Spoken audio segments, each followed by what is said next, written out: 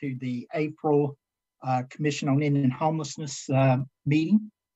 And the first thing that I would like for us to do, I hope everyone's had a chance to read the minutes. And so could we have a motion to accept the minutes from the last meeting, please? This is Shane, so moved. Thanks, Shane. Could we have a second, please? Second. Thank you. Okay. So, well, Keisha, you're actually the first person on the agenda with the 2023 veteran goals. Okay, great. Can I share my screen? Okay. Yes.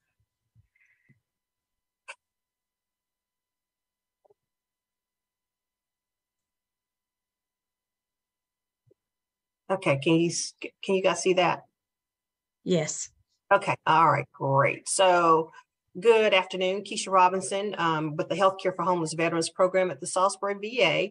Just wanted to go over the VA goals for calendar year 2023, the VA homelessness goals for calendar year 2023. And so there's three parts to the goals for this year. Last year, we were pretty much focused on getting veterans housed. We had the goal of housing at least 38,000 veterans last year, and we were able to exceed that goal. So that is still goal number one again, to house at least 38,000 veterans this calendar year.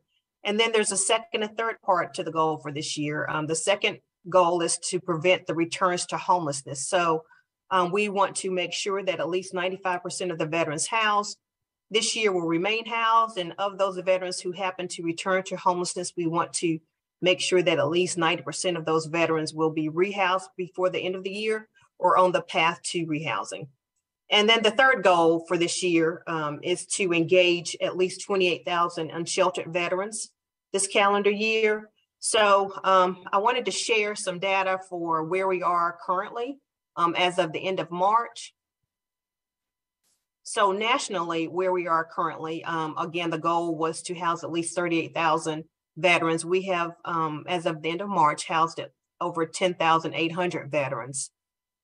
And then here you can see that of those 10,800 veterans, 166 have returned to homelessness. And then you can see that 138 are either rehoused or on the path to being rehoused. And then for the third goal nationally, we wanted to engage with at least 28,000 unsheltered veterans. So as of the end of March, we have made contact with at least 10,393 of those veterans who are unsheltered. And then I wanted to share locally where we are as of the end of March.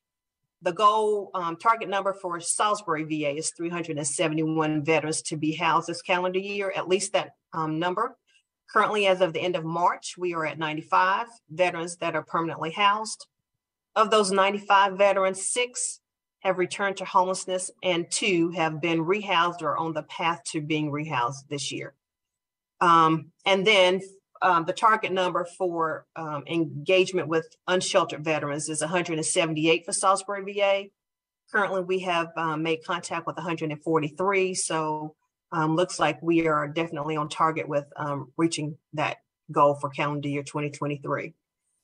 And then lastly, just wanted to share again the contact information for veterans that you may have contact with who are interested in connecting with the Salisbury VA. This is our outreach office information. And I mentioned earlier that the third goal for the calendar year this year, 2023, is to connect with unsheltered veterans. One way that we're going to be able to do that, hopefully, is that we have been approved to hire 5 outreach workers for Salisbury VA. 2 will be in the north, 2 will be in Charlotte, and 1 will be in Salisbury. So it's my understanding that these positions will be primarily outreach social workers who will be in the community trying to engage with that unsheltered veteran population. So again, hopefully we will achieve our goals or exceed them like we did last year.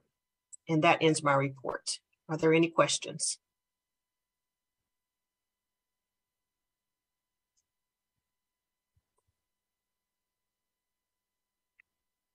It's an excellent report, Keisha. You guys do a great job.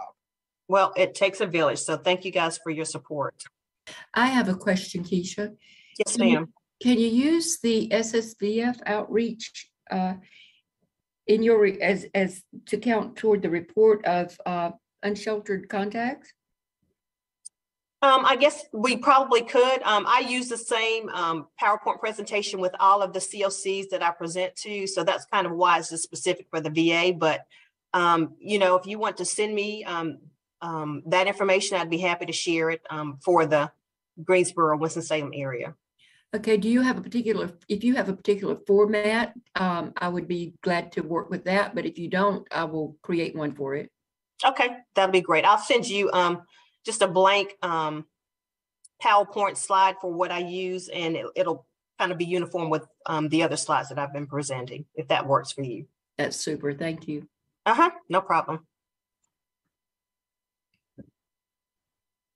Thank you. Any other questions for Keisha? Okay, thanks, Keisha. So Andrea, I think you're up next with the Jim Godwin honoring. Okay.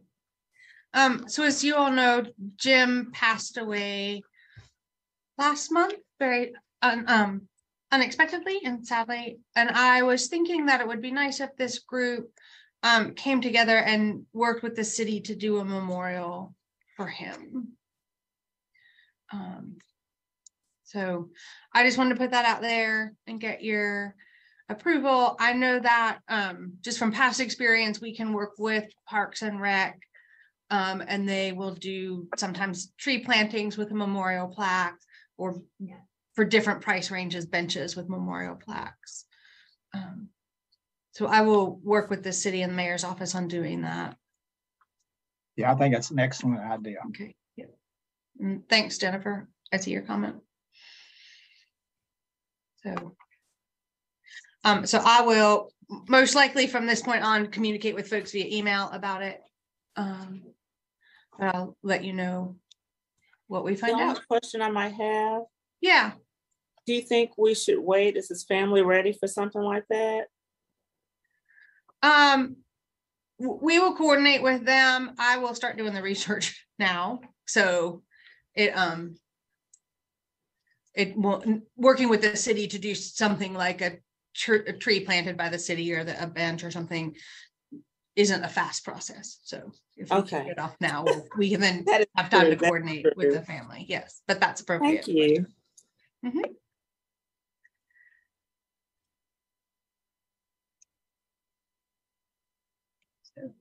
So that's all I have on that topic. So I'll move forward with that. Okay, thanks, Andrea. Mm-hmm. So I think, yeah, okay, so Sharika, you're up with the new rankings panel member. Yes, good afternoon. So we have a rating panel member whose time is expiring at the end of April. So we do need to place someone else on the panel to take over that position. We have someone who has submitted an application, who currently works at a local nonprofit organization that is not funded. I'm doing case management for children who have experienced trauma. He also has done grant writing and consultants work for local nonprofits prior, mainly focused around children who has experienced trauma. So he has applied, and it's just, I'm coming to the board for approval to have him join us. He will be taking over one of our rating panel members, our senior rating panel members who came prior to COVID and who has extended his time until we could find someone to replace him. So that's all I have. So you need a motion. Yes, please. Does anybody have any questions or anything? Okay, so could we get a motion then to accept this new person on the rating panel? Do we get to know his name, or is that, are we not allowed to know his name? No, we usually don't release the information about the rating panel since they're in charge of assigning the funding. Okay. I move that we accept the candidate that's applied. Okay, thank you, Jennifer. Could I have- Okay, right, thank you, Robert. The only discussion point I would have, the nonprofit he serves with is not something that would conflict with what he has to rate. No, it's one of the requirements is that your employment or any volunteer work cannot be currently can't currently conflict. So it's nothing that we currently fund through our COC. Excellent. Only question for the discussion. Anything else? No, sir. Okay, thank you. Okay, so Sharika, you're still up with the permanent supportive housing. Yes, so our permanent supportive housing program of the last few years, we partner with halls to utilize funds to do housing choice vouchers, which is also known as Section 8. With that, we have had trouble getting locating units to connect those Section 8 vouchers to. So halls, myself, United Way, and Bethesda Center and ESR, Experiment and Self-Reliance, has been meeting. And one of the things that we have discussed is moving that money from actual rental assistance vouchers to acquisition so that we can acquire apartments, houses, and other items to be able to have those units within our COC. So this is just a FYI that we are working on something to send to HUD to request that we can move those funds from rental assistance to acquisition. Halls has agreed that they have the money to continue to fund the vouchers that we have and that they have voucher space available. And so we would move the money to acquisition so that we can increase our housing supply within the COC.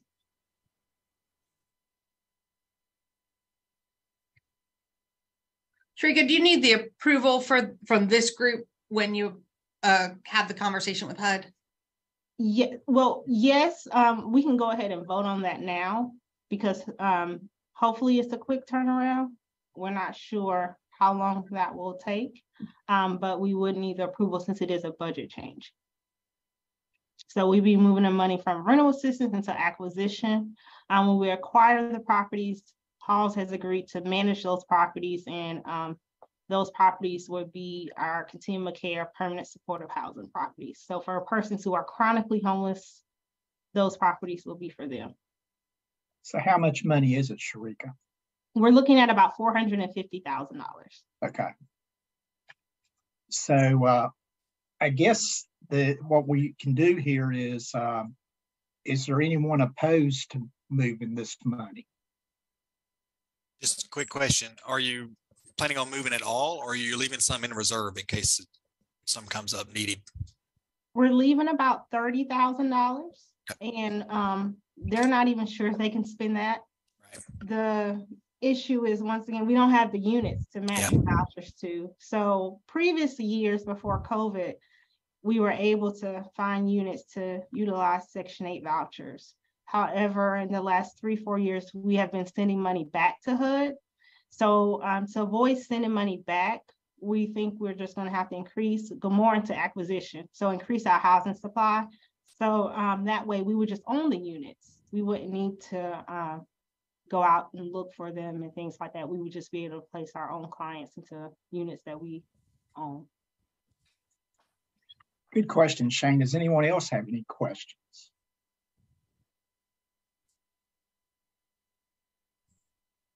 I'll make a motion to amend the budget to go with Sharika's recommendations. Okay, thanks, Shane. Then can I have a second? Second. Thanks, Robert. Is anybody opposed? Okay, so Sharika, it passes. So thank you. Thank you. And so Andrea, you're up with the street outreach discussion. Okay. So the bulk of our meeting today is really just a discussion. And we've been having this discussion across the COC. And it's really leading into sort of helping inform where we take the COC in terms of project development in the future. So as you all know, we've been discussing over the last several months, or at least for the last year, the huge shift in how people are experiencing homelessness in our community since the pandemic. And one of the most sort of acute shifts is from a population that was primarily shelter-based to one that now that has a very significant presence of unsheltered homeless. So at last count, we still have roughly 250 folks sleeping outside. That number has gone up and down a little bit, fluctuating, but there's been no sizable shift in that population. Couple things feeding into this. One is the empowerment project, which you were all familiar with, was defunded in January. And so we haven't had the intensive services that Bree was providing on the street, like case management and helping people transition from the streets directly into housing, since that program was cut. And then the other thing is we had applied for the unsheltered NOFA, and all those awards are out, and our community was not given an award for unsheltered homelessness. So none of those projects will be funded. So at the moment, what we have in terms of street outreach capacity is we have one person based at Cities with Dwellings who goes out about once a week to check on people, just to make sure that they have their basic needs. He is not doing any kind of case management or follow-up with people, unless they come into the Community First Center with Cities with Dwellings, and then Cities with Dwellings will work with them at that drop-in center.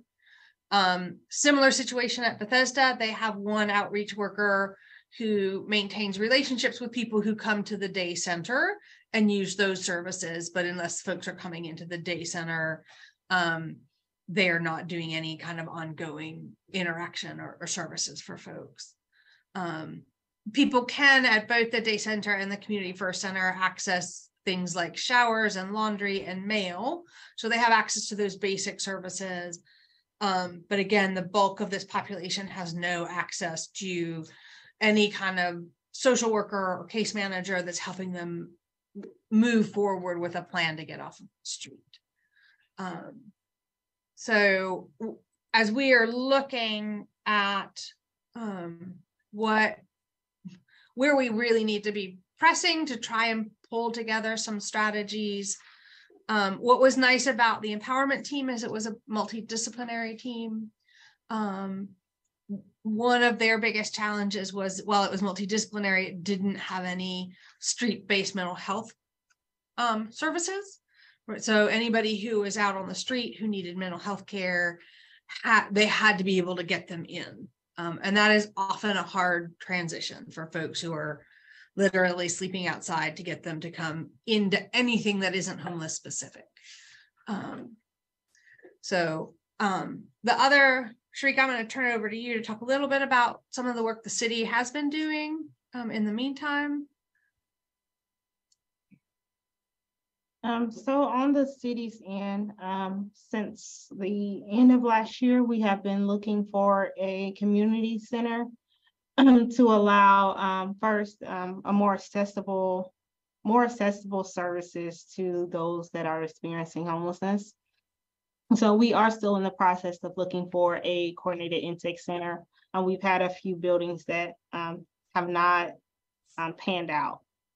We are also, we've been working and collaborating with multiple departments, code enforcement and the police department, sanitation, with the possibility of doing a multidisciplinary team. The city has approved for us to hire a community outreach and engagement coordinator, which will be a street outreach worker here at the city full-time, to assist with conducting street outreach. They will also partner at times with the BEAR team out in the fire department. We're going to gear up and make those connections so that we can also have that assistance as well when we're conducting street outreach. So that position is being posted, and once we go through the hiring process, we're hoping to have someone within the next month to take that position on. can you explain, because I don't think we've talked about the BEAR team with the commission, what the BEAR team is? So the BEAR team is a team that was created to respond to individuals who are experiencing a mental health crisis. They're housed in the fire department. They're clinicians that will go out to various locations to meet with individuals, do assessments, intervention. This is in replace of police officers going out to conduct just follow-ups or to check in to see what's going on. So the BEAR team, very new team. They are still hiring a lot of their clinicians, but that team was created particularly for that purpose. What does that stand for, Sharika? I knew you were going to do it, Kathleen, and I was trying to remember and I forgot. I do know it's behavior. Is it BEAR or BARE? BEAR, and I'm going to tell you because I was just looking at the job description, but it is behavioral evaluation and response team.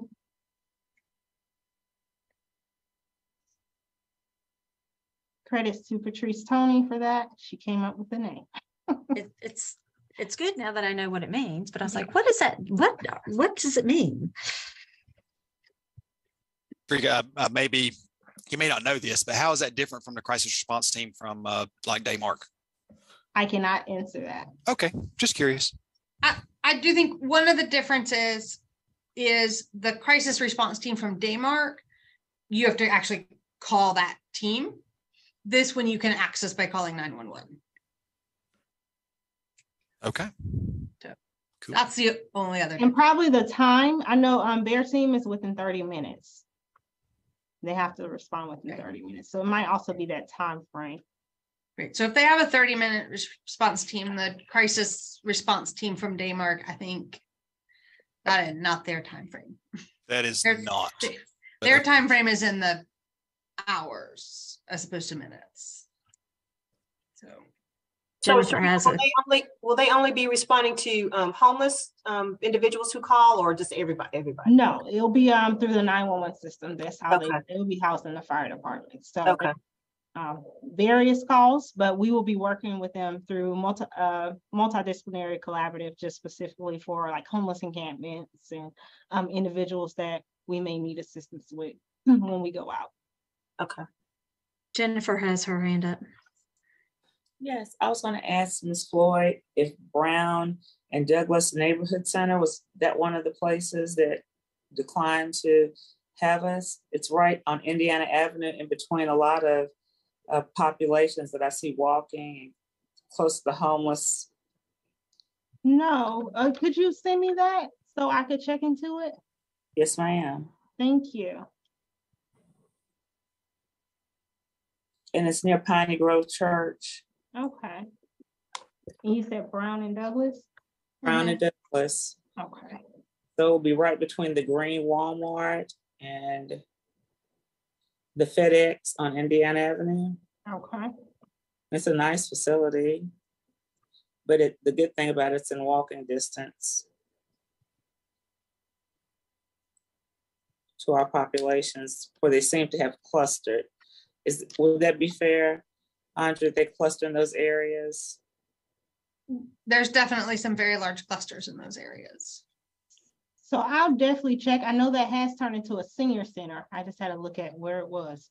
So it has turned into a senior service center, but I'll definitely check with them and see what we can work out. And I actually like the whole idea, Jennifer, of using our recreation centers. So no, you gave me more ideas. So that's very helpful. Yes, ma'am.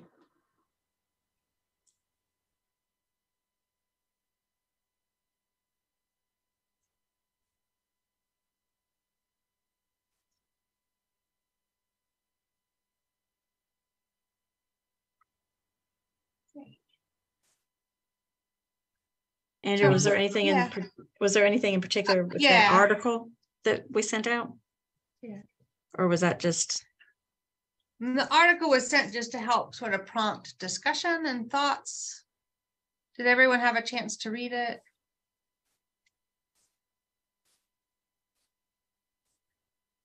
So we have had conversations both with our action camp, which is primarily case managers and front facing staff, a couple weeks ago, and they really sort of their emphasis on what we need is around staff that can help bridge people from what's happening on the street to services that are going to address their barriers to housing. So making sure that they have staff interacting with them on a consistent and regular basis to build a trusting relationship with them, so that if they get into a supportive housing program or when they get into that program, they can help transition that relationship from one they've built over time on the street and help the case manager really connect as quickly as they can to that person, to really expedite the housing, but also to begin the conversations and help with the conversations of getting them connected to if they need mental health care, if they need substance abuse counseling,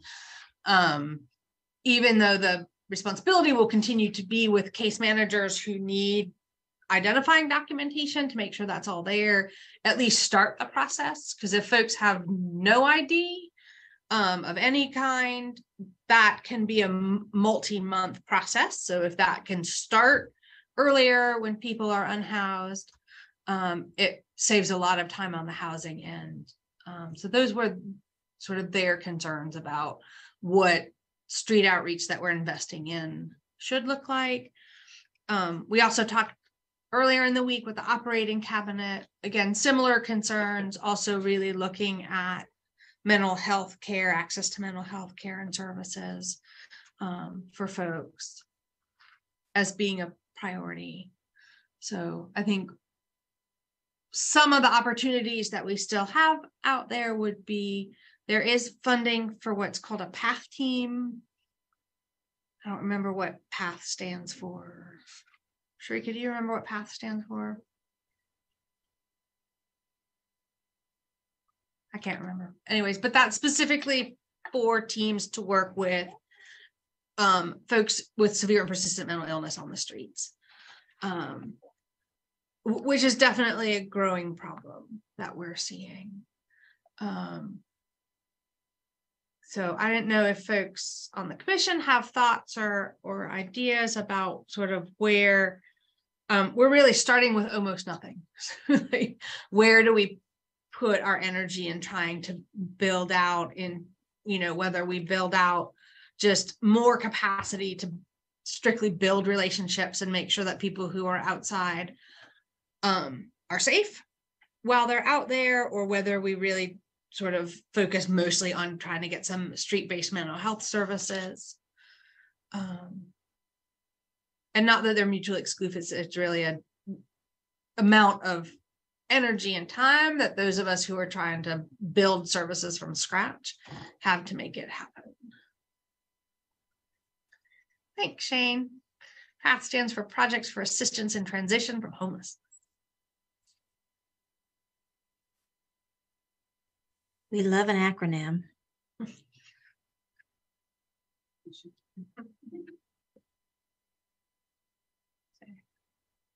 Any thoughts on where the priority should be between those two pretty different focuses? One is much more skilled and expensive than the other. Yeah, I mean, I think that the mental health issue is the biggest issue for sure, and would be the best. But like you say, it's going to be more complex, more expensive.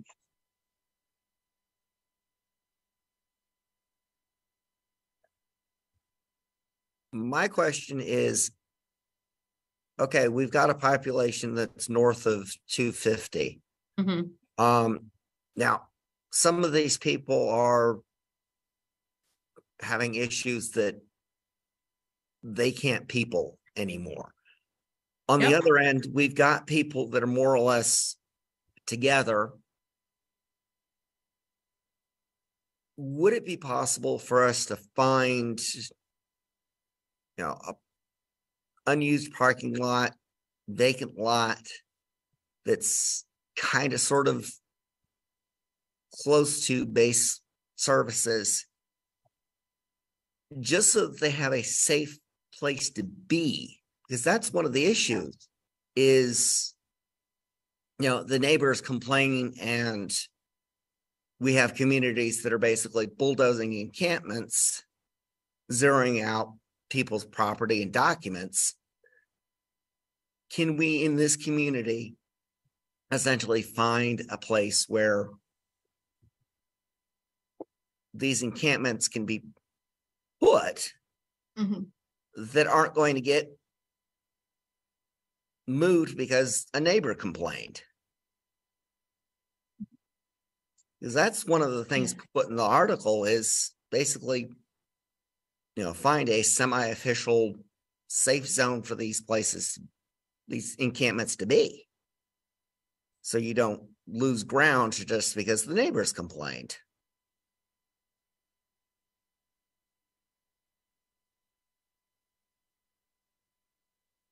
I think, Robert, that's a great point. I know Greensboro has done something along those lines with the pallet shelter. Theirs is at 9. I think theirs is at 9. Yeah. Yeah. And that was designed to be temporary. But it is something that they could erect at any, like, if it's at this site, I think they were looking at 6 to 9 months, right? If they need to rebuild it, they could rebuild it somewhere else in the city. From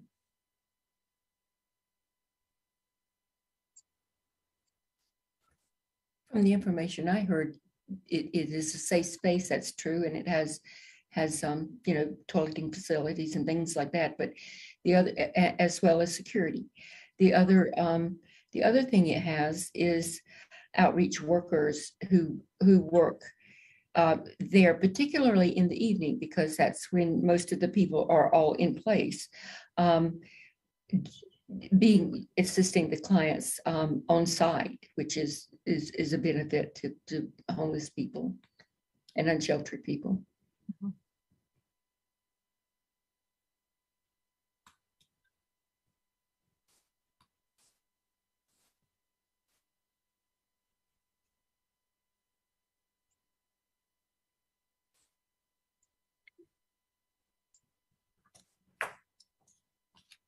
And are there folks who, in the worlds that you spend most of your time in, have contacts or connections with programs or agencies that might be interested in exploring the idea of either supporting and developing like a safe parking plan or a pallet shelter plan, or developing out more street-based mental health services?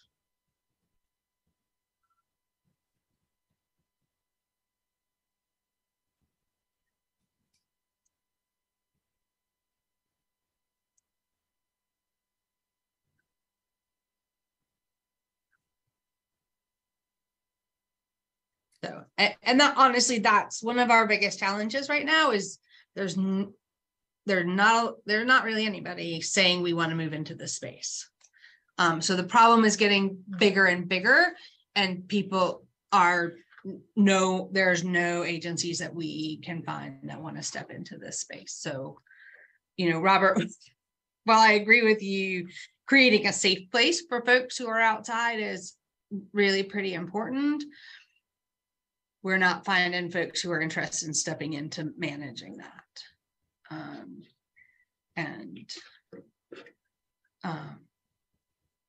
So I don't know what it's going to take to convince people to do that.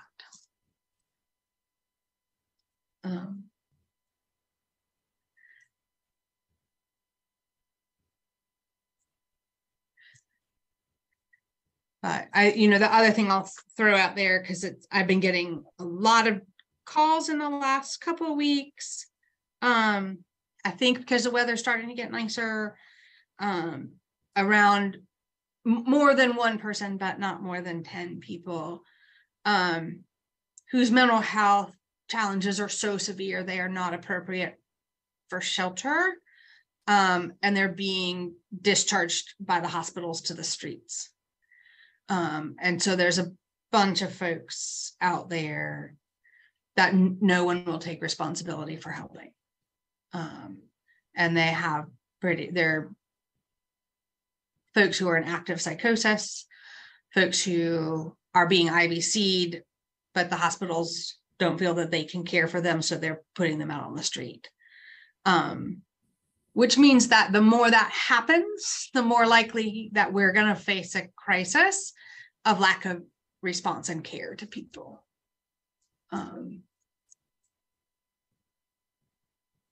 So I think all of us are connected to different systems.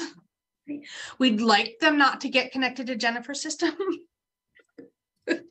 But if we can't find the connections to begin to build the pathways to support people out of street homelessness and into treatment, that's the path that's going to open up as people are out on the street and don't have access to care.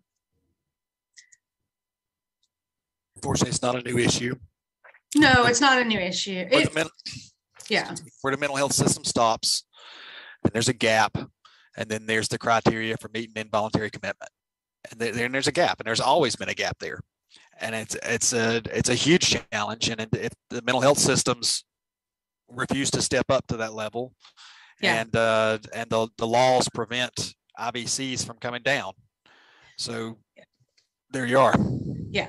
No, the crisis this week is someone who was IVC'd and the hospital put them back out on the street without any treatment. Oh, wow. Was there no placement available? What happened? Nope. That he was too hard for them to serve. That sounds difficult. Was it a hospital system that I'm involved with? Because if it is, I'd like to know. No. It's not okay. Yours. Okay. Thank you. I probably would have called you earlier. Okay, I was going to say, like, I haven't heard this yet, so okay. Nope. So it just happened. So I just found out about it. And it was someone we had put a lot, by we, I mean the shelters that were working with him put a lot of care into developing a plan because they knew it was coming, right? So that when he hit the point of meeting criteria for IVC, they had put that in place and they had laid out a plan because he's someone who is going to need more care than a shelter can provide. And because he got to the hospital and was resistant to treatment, too hard for them to crack in terms of getting him to consent to treatment, even with the IVC. Within 24 hours, they put him in a cab back to the shelter. So, Jennifer has a question. That have a best practice. Does what? Are there other cities or counties that have a best practice for this warm handoff that we're trying to design from IVC to transitional or supportive housing? I think there are a lot of communities that have better developed mental health care systems. And more people working in this and a variety, like it's not just one service, but a variety of different services that will work with people who have severe and persistent mental illness so that there's sort of a greater array of supportive housing options, short of full institutionalization. And that there are more mental health practitioners that are out on the street. So we don't have any street-based mental health practitioners right now. And I think Shariq has been doing a yeoman's job trying to incentivize some folks to do that. And we just aren't getting takers. Daymark's not stepping into the space.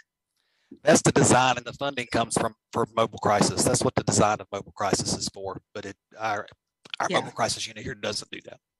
Even our mobile crisis said they can't serve these people anymore. Yeah. Exactly. I'm like, well, when they injure someone or they get injured because of their behaviors, you're going to be serving them. But I mean, that's where we are at this point.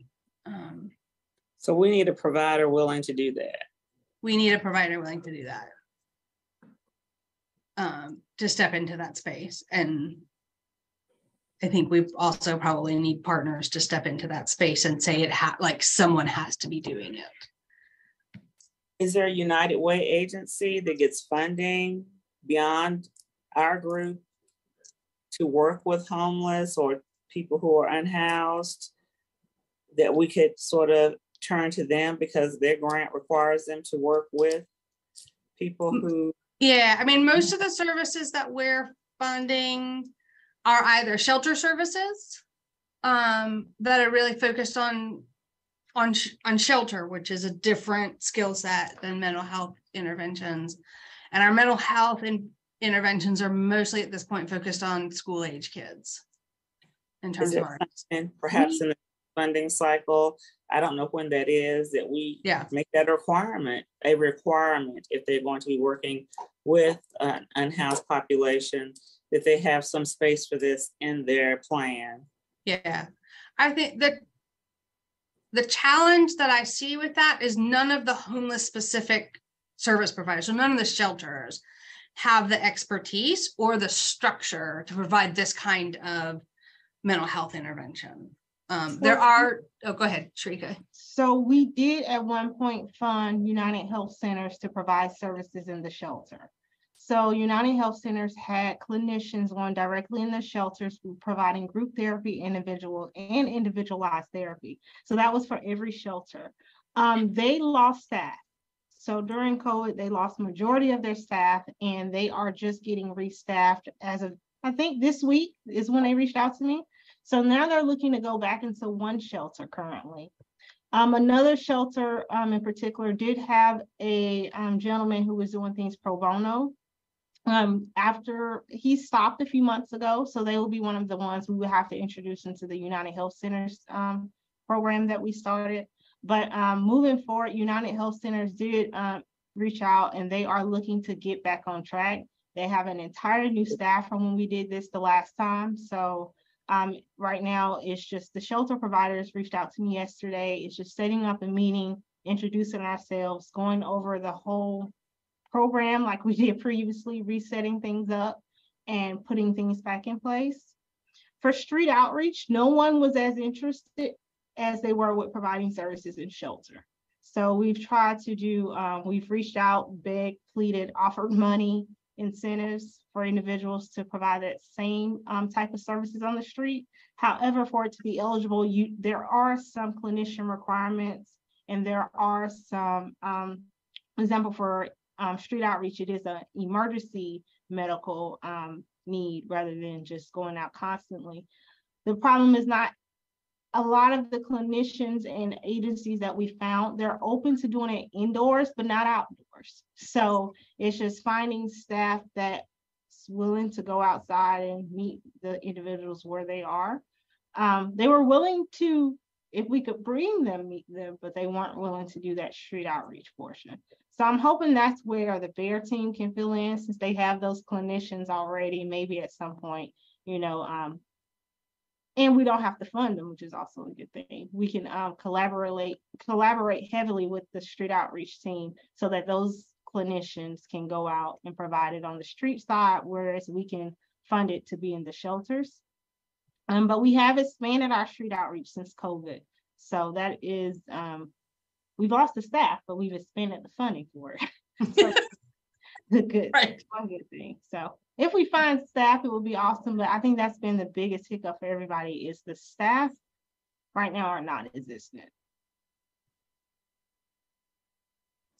I think a lot of people went onto that model of doing therapy virtually and contracting through like Better Health and some other things. And I'm wondering whether or not that has survived COVID or their practices are going to decline, where they would be more open to developing an expertise in this kind of street outreach. I've seen a lot of people advertising. I deal with services in our office for victims, the survivors of homicide. So I do a lot of referrals to different agencies. So I am seeing more people who are hanging their shingle out, if you will, and going into solo practice. I don't know what that means for their level of experience and ability, but they do seem, and I will say it's a good thing. I see a lot of young men who have gone into this field who are fit and who could be out there, traversing into the woods and whatnot. I mean, is that the best practice to meet them where they're at? Is that safe? You know, is it that they won't come out of their area where they live? I mean, I think the best practice, particularly for folks with severe and persistent mental illness, is to have people who will go out to them.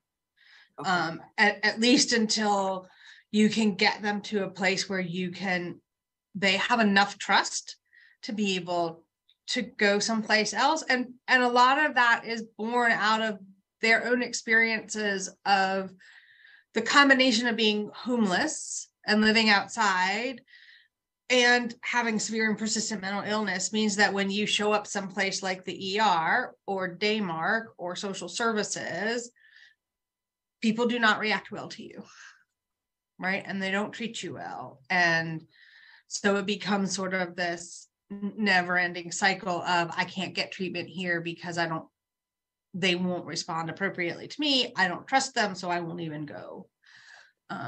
So unless we can help have folks that go out and begin that process of treatment and meet people where they are. There was a period of time where in a former version of Atrium Health was running a psychiatric clinic out of the soup kitchen. And that was very, very successful. We reach out to the director, or she's got I forget her official title, but Dr. Oliver is very interested in community intervention for Novant and community therapy and health, Dr. Pam Oliver. And so I think that it may be worth talking to her. I mean, she was a practitioner. I don't know if it was at Woman Care or at Wake Forest Baptist Medical Center, but now she is running something at Novant that allows her to develop community practices. And certainly they need, on their grand rounds, I can tell you, they need help and patients to work with. And so maybe you want the med students there. If you can do it, like you said, out of the soup kitchen where where they have a degree of safety and dealing with that. Because I know that is a concern for them, but they may do that. Yeah. Jennifer, it would be great if you can send me her contact information. If you have it, we can certainly follow up with her. I will.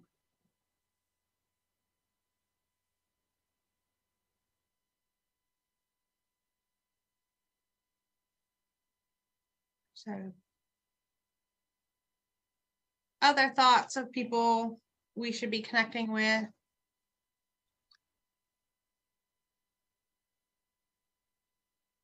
So Keisha, while you're here, I know that the VA is looking at expanding their outreach to folks who are unsheltered. Are there folks at the VA that are working on that might be able to help us build relationships into some of the community-based services that the VA partners with? Yeah, currently we don't have any outreach social workers on staff right now. So yeah. Yeah. No, it's just wondering, are there other people like in the clinics that are sort of working on on how does the VA fit into this work that are connected to other people in the community? So as far as our mental health area, I don't, to my knowledge, there's no one that's really doing, I mean, veterans are coming to the hospital, or they're doing video connect, the telehealth, that kind of thing. But I don't think there's anyone from mental health who's actually in the street. Okay. So yeah.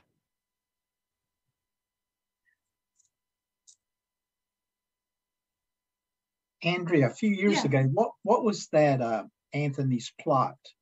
Do you remember that from a few years ago? I do. So Anthony's plot is a intentional living community run by Russ May.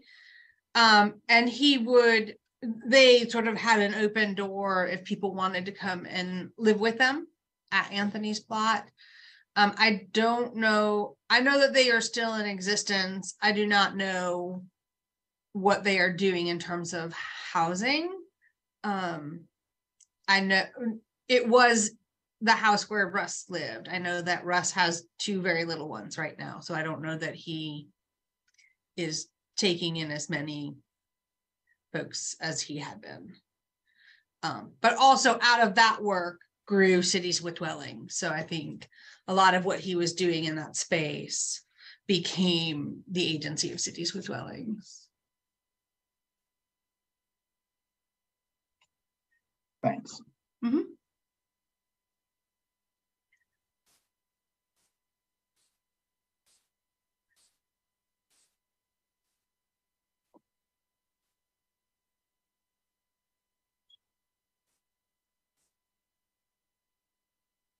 Okay.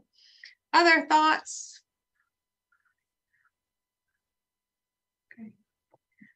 Well, I appreciate this. Shrika and I will keep working on this and try and get something to crack open for us. In the meantime, we will continue to keep having these conversations. It's hard because it is a very niche kind of service, but it's really critical, right? And these are the folks that we're trying to reach that are gonna cost our community the most amount of money, not just in ER services, but the ambulance and the police and the fire department and the everything. So one thought that I have, when we're figuring out people to deal with the issue, let's not forget the unhoused themselves. I mean, I've recently had some conversations with the unhoused, and if we could figure out how to, even unofficially peer-to-peer get these people to help with the problem, that might make the resource issue better, simply because, if we do one of these safe areas, see if there's any of the unhoused themselves that would be willing to, do the peer pressure thing to keep everything, within guidelines, just because, hey, they don't want to ruin their own spot. Mm-hmm. That's a great point, Robert.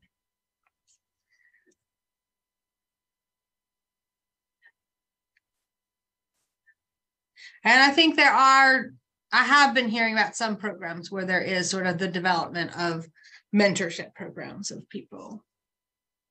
Many of them are people who have sort of been unhoused, got housed, and then have started coming back. So we can certainly look and see if there's models and what those entail of people who are actively on the street helping each other to move forward.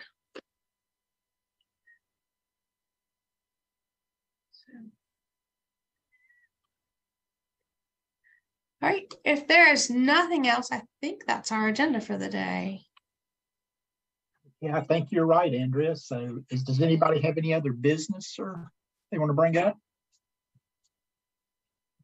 So the meetings are held at the third Thursday of every month, as you all know, at 2:30. So then Kathleen, I'm not sure what the date of our next meeting is. It'd be I think it's May 18th, isn't it? Something like that.